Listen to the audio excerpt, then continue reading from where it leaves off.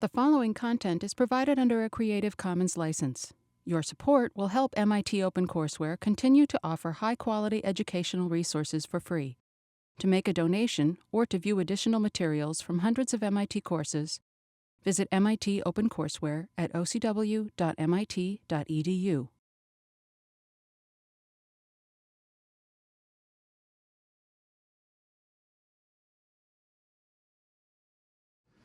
First, I want, on a personal note, I went through the course this summer, and I'm really happy to see so many healthcare or so many attending from the healthcare sector, because I think in the future it's going to be quite impossible to function in good structures without knowing something about this process improvement, Lean and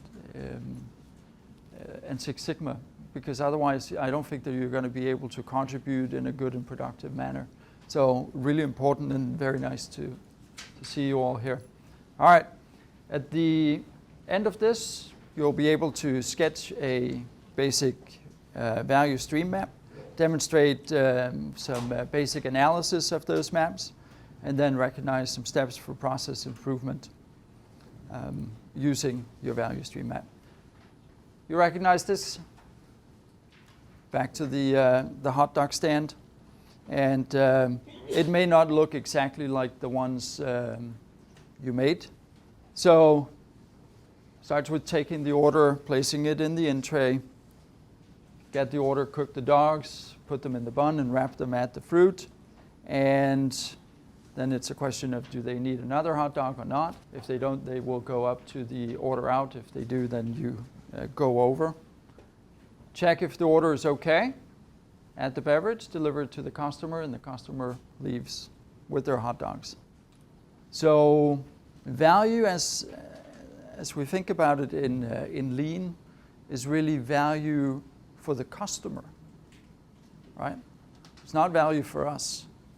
And in particular in healthcare, I don't know so much about the engineering side, but in healthcare we really have a difficult time coming to terms with this. We struggle with it because it is oftentimes about how do things work best for us, and not so much how do things work best for the patients, right?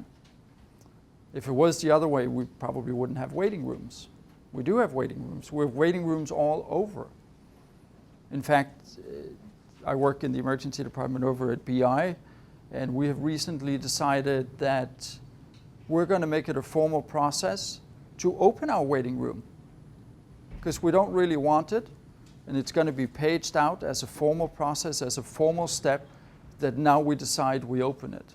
And we will not have it open if we have any open beds in the department, because it doesn't make any sense. Anyway, that would be value for the customer.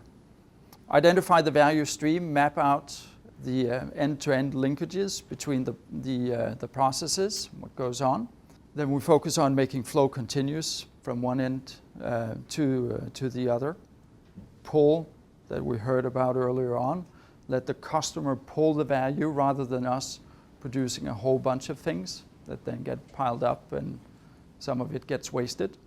Then we do it over and over again, because we're never really going to reach perfection. But we're going to strive for the perfection.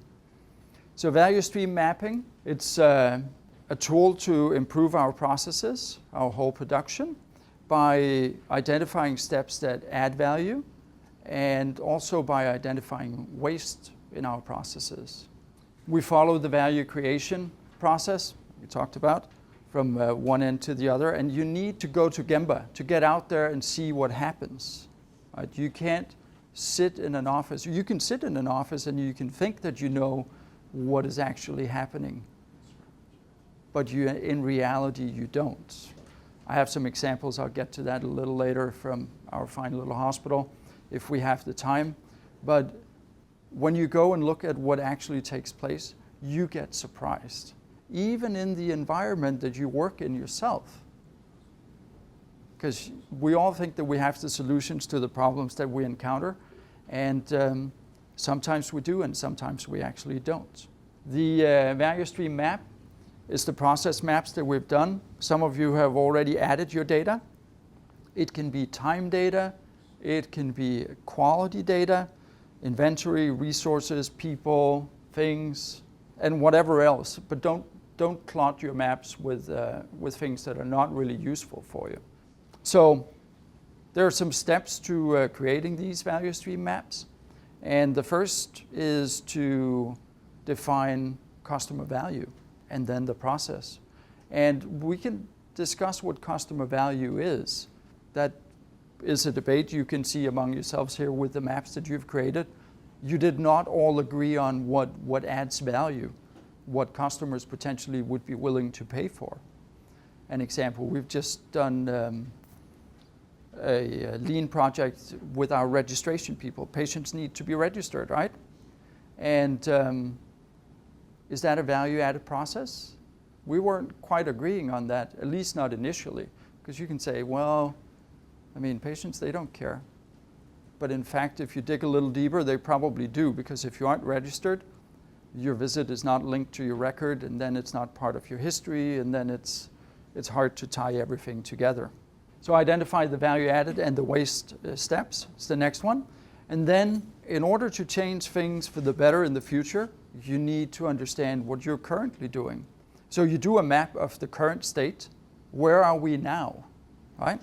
And then you analyze that map and you find opportunities for improving things. You can look at bottlenecks, you can look at workload balancing, and you can have that as an open discussion of what can you make better.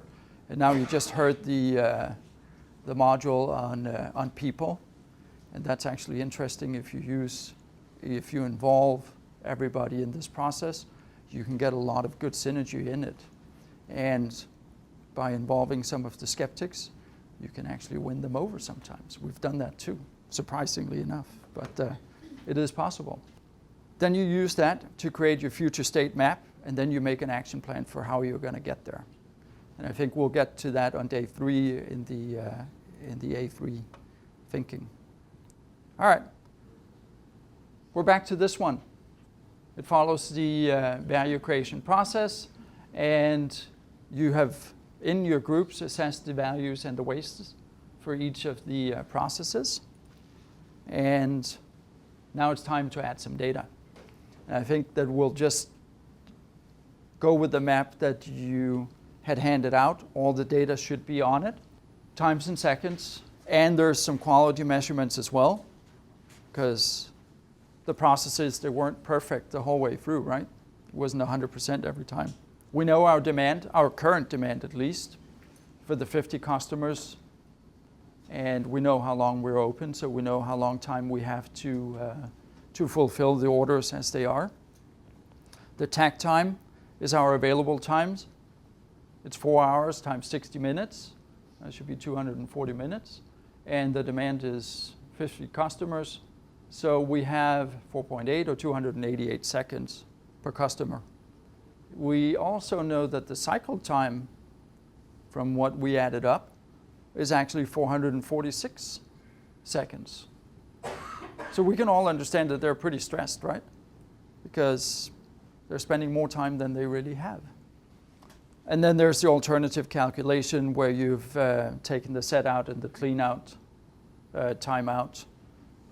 Some of you might have been thinking about that and done that when things are slow. And that gives you a little shorter takt time, but there's still an imbalance between the takt time and the cycle time. So you're still in the negative. But you have 2 workers. So the question is, can you meet their demands? All right. If you take the second handout that you got with the different processes on, write down in your groups, you have 10 minutes, you'll get a warning after 7. Write down who is doing what, how much time they're spending, and then as well whether it's value added or non-value added. All right. You ask, I'll write. All right, we're going to start up here because you look very ready. You're starting to search for solutions here. Sasha, how much is he working? Or she? 159, okay. Andy? 224. Okay, now weight and neither should be the same. So let's look at value added, non-value added. 209, 174, 63 weight. All right, that seems reasonable. Let's see if other folks agree. And again, just like last time, these things are kind of open to interpretation. Hopefully, actually, this mix is pretty prescribed, but this is up to your judgment, right? So Yeah. we're expecting some different answers here. So this time we've got, basically because we constrained the problem down, these answers tend to agree. These are still, yeah, people have different opinions about different things. And so we have a fair range there, but it does look like, as an overall, that this isn't a bad process. There's more value add than non-value add. So that's pretty good, actually. So these people are not wasting their time. But there is a substantial fraction of non-value added and wait time in the process. And what can we say about Sasha and Andy? Balanced process? No. That may be an opportunity to do better, and gets right at this issue of, well, our cycle time, our tack time, the time that each individual person is working, don't match up right now. So back to Bo, and we'll see where we can go from here. And you could also say with the differences on the value added and the non-value added time, what would you do to understand that better? Now we're sitting and doing it on paper here, right? I can't answer that question. I have another comment. So Okay. You'd watch the process. Yeah. You could go and watch the process. Go and watch the process. And how about talking to the people there, right? The customers. Okay, your comment. I guess that brings me to that, like in CQI you give it, I can't actually remember now, it's been a while since I've implemented these, but you would give it a number so that not every unit of Andy and Sasha would equal 1. And I think maybe we would value maybe some of her chit chat as personal relations, that actually maybe people may be coming back to get the hot dogs, not because hot dogs are great to eat and they love these hot dogs, but she brings them back. So her time spent chatting, although taking up time, may be given more like 1 or his less than 1. So they may be doing balanced work if you look at it at a deeper level. At least that's an assumption until you've clarified with the customers Right, whether exactly. this is really something that they value. The other, I mean, that's actually a comment that can be taken in a couple different directions, right? Right now, this is absolute time spent doing everything. So based on this, should Sasha chit chat more or less? Does it do any good if she does less? No, it actually solves nothing, and makes the customers annoyed. So maybe more is the answer there. That's right. Yeah. Now this is just the time, right? You're also getting into sort of a value judgment of like who is doing more for the company, and that's dangerous. So we won't go there very far. But certainly it's not hurting anything for her to be doing that right now, because she's actually underutilized compared to Ann. Okay, so we're actually going to do some numbers on that thought. Yeah. And we are going to do, let's see here. Click, there we go. If we look, Sasha's tasks, we all got the 159, 50 orders. So she is working 133 minutes out of the 240 minutes available. All right. That's at least, and Andy was 224 seconds per order. So working effectively 187 minutes out of the 240 minutes available. And so their work time or their workload, Sasha is working 55% of the available time, and Andy is 78 of the available time. And their capacity, let me see here, the touch time per order, if you take the waiting time out, should be 224 seconds, which is defined by the one that's the slowest, which is Andy. Okay. So if you say that's 224, so they should be able to serve 64 customers. That's if Andy maxes out. Yeah, working 100% of the available time. That's not always a good idea. It's hard, at least. So we're not going to talk about the variations right now. We're going to do that later. So we got a question here? Yeah, so just looking at this data, if we were analyzing this company and saying, okay, what can we do to create a lean process, would our initial thought be, okay, what are the tasks that aren't needed and how do we remove them from the process? Or would we say, okay, what are the tasks that Andy's currently doing that we could perhaps reallocate to Sasha such that we have a more continuous flowing process? That is what you're going to be discussing in the next exercise that is coming up here in a minute or two. And then you can determine what you find more feasible. Right. Although you have a good point there, because the thing you said second is the one that's in the exercise. Yeah. The thing you said first gets at that issue of like, well, let's make Sasha more efficient, or not, because as we get a little deeper into the analysis, we find that that's not actually going to help us first order. So hold the rest of that thought. But the best first step is to do what you've done now and analyze what's actually going on.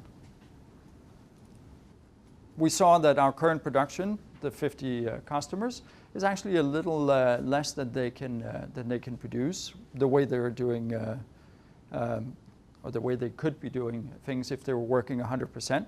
So they need to improve their processes in order to meet their growing demand. They're a popular stand, whether it's the talking, the chit-chatting, or the quality of the hot dogs. We don't know at this point, but we can see that they're underutilized, 55 to 78%. And their work is not balanced either. And their cycle time per customer is too long, regardless of how you calculate it. So you should be able to shorten that by looking at it, okay? And that is your next job. Help them figure out what they can improve. How can they improve their utilization? How can they reduce their cycle times? So now you can change the order that they do things in, and find out what they need to do in order to serve 75 customers and 100 customers. So this is 10 minutes. Okay, so this is a brainstorm. That's actually sort of a technical term, right? Have people gone through brainstorming exercises before? Yeah. So it's interesting. The medical people are saying, yeah. Engineers? Yeah, okay. So you're throwing ideas out there. No idea is rejected at this point. Let's just collect thoughts. Let's start back up, and here, if you have some suggestion for changes, improvement. Go ahead. So we started to look at the process of just taking the orders, because it seemed like that was where a lot of kind of the inefficiencies were disseminating from, or rather like a lot of the holdups from our chart were coming from. So we thought that it might actually be a better idea if there were pre-created tickets where a customer could write in their name, write in what they want, and then give it to Sasha, and then while Sasha was filling their drink order, they could pay her, and that would get rid of kind of her adding the beverage later on, her rechecking the order, and some of those inefficiencies. Okay. And sort of the other bird that it kills is that while wait time, actual wait time might not change initially, the perceived wait time would change for the customer, because if you hand them the drink ahead of time, then sort of they have the perception that, hey, things are coming. Yeah, that's it. They always bring the wine first. Get your drink first. Yeah. So they can sell you an extra glass. You didn't know That's that? right. It's already gone by the time dinner comes. Any other suggestions? We're going to go with back table, yeah? So we thought for steps number 10 and 11, with some different preparation work, such as keeping double the amount of stocked items and double the amount of trash bins, etc., condiments, they could cut that time in half and only do that work every 2 hours. Right, okay. And also, Extra setup. since Sasha is not the one directly taking the orders, since the occupation and the people will just fill in other tickets, she will actually help Andy out in the kitchen by being the one to do part of steps 4 and 5. Yeah. If Andy puts the dog in the bin and wraps it in foils, she can just add the fruit of choice and put it in a serving container. That way she doesn't have to recheck in step 7 because she's the one actually doing it. Right. Okay. So when we recalculate the numbers for that, originally right now it's 50 of value-added time, 36 of from 4 to 8 is 36 of non-value time and 33 of wait time. When we change what they're doing in each part of that, so that he's just doing the dogs and she's doing everything else, and we take out that sitting on the counter wait time, it all becomes 80 of value-added time. So we have no non-value-added time anymore and no wait time. So we've eliminated all that, and we have 80 of value versus the 50 that's originally there. Okay. Does it change any of the times in between the two of them? Yeah. I added more time.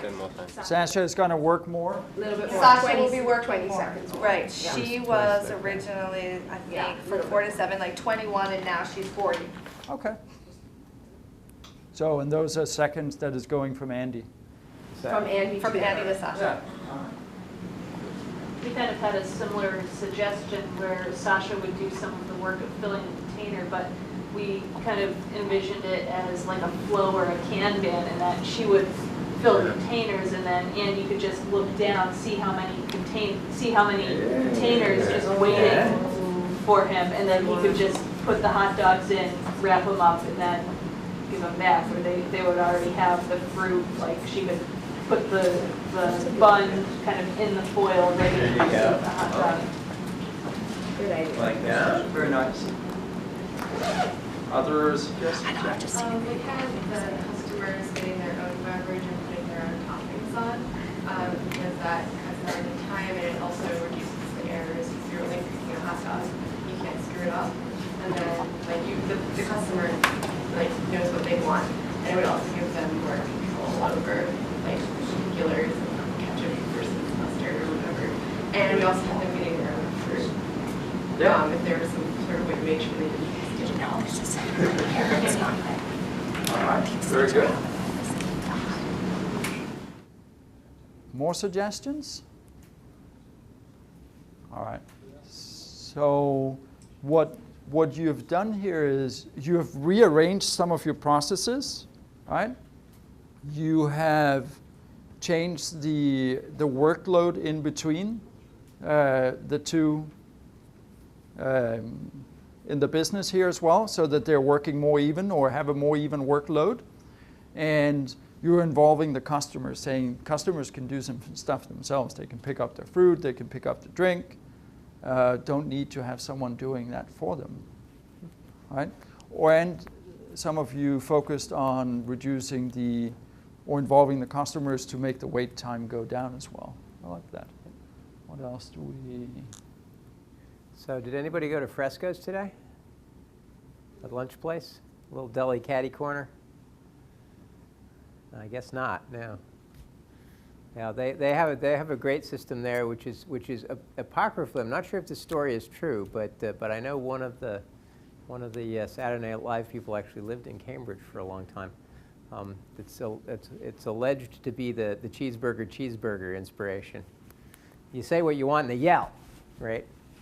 There's no ticket, there's no, All right. So, and then they yell back to make sure they understood the order, right? So Well, that's good. it's like, BLT small fries, BLT small fries. Yeah. Takes 1 second to say, low error rate.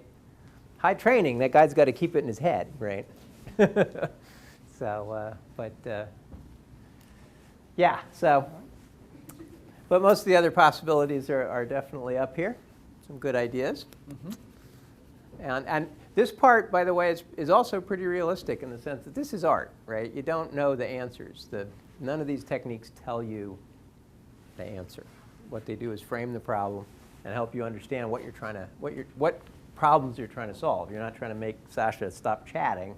You're trying to improve the overall performance of the system. One question we have when looking at this is that not all of the time is allocated, and it's unclear exactly why the wait times are the way that they are. That brings up the question of like the flow of orders, and so maybe from 11 to 1, they are at capacity, and then there's just no demand from 10 to 11, 1 to 2. So there might not even be the opportunity to increase capacity without hiring another person or doing something different between that time. And that's the kind of thing you would find out by actually going and observing the process rather than us sitting in a classroom here and saying this is the way it is, I think. That's right. On the other hand, there are things that always help, even if there is that issue of maybe some of the time they're slammed. You know, balancing always helps. Oh, yeah. Right? Eliminating non-value-added steps always helps. So there are some things you can do confidently. There are other things that you may have to actually go and see. Does this make sense? Will this work? And possibly even experiment with. Try it. See how it goes the next couple days. You know. So. All right. So a few things that we thought about. The in order where it's sitting, 30 seconds here in step 2, and the out order. Take those away. The inspection, we heard earlier, Hugh, that inspection doesn't add much.